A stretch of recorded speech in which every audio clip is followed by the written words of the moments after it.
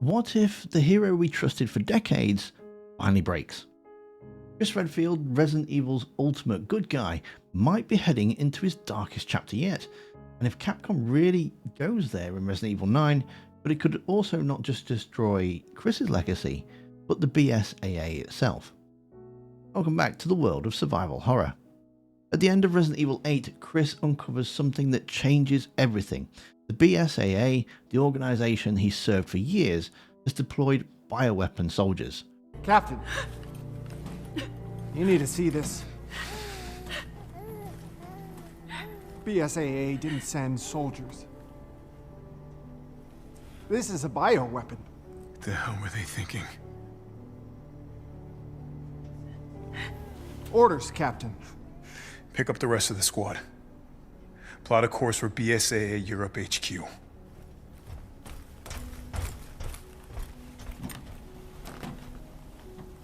Someone's gotta pay. That reveal sent him straight to the BSAA Europe headquarters, and we haven't seen him since. That's the cliffhanger that could define Resident Evil 9. The BSAA was supposed to be the world's shield against bioterrorism.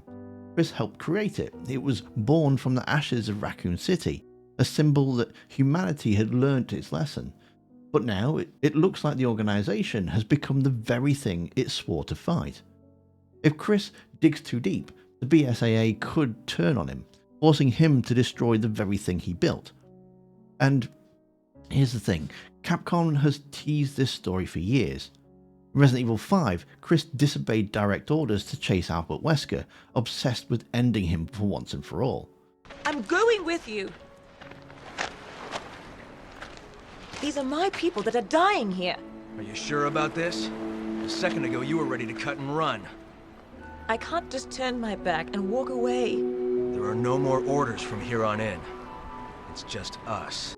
In Resident Evil 6, the death of his team nearly broke him, sending him spiraling into anger and self-destruction. And by Resident Evil 7, he was seconded to Blue Umbrella, a company literally built on the ashes of the evil that he fought against. A move that had fans questioning his loyalty. Resident Evil 8's opening, Capcom even wanted us to think that Chris had executed Mia Winters in cold blood. Chris Redfield had been walking the line between hero and anti-hero for over a decade.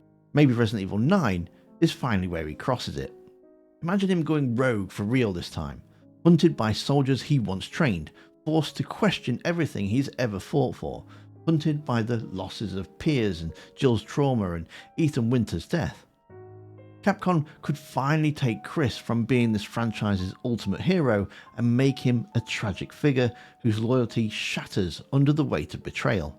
And yet, the connections to the franchise past make this theory even more chilling. Back in Resident Evil 6, Chris and Leon ended up on opposite sides. Only briefly, but it showed Capcom was willing to explore their conflict. In Resident Evil 9, we could go all in.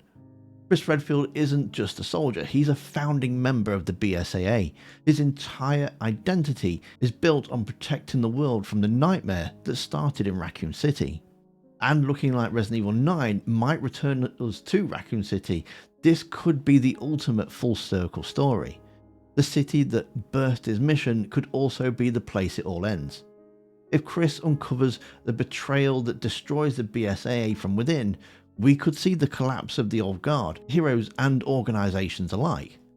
I suppose the question ultimately then remains is, would Capcom really take one of gaming's greatest blood characters and turn him into the franchise's most tragic figure?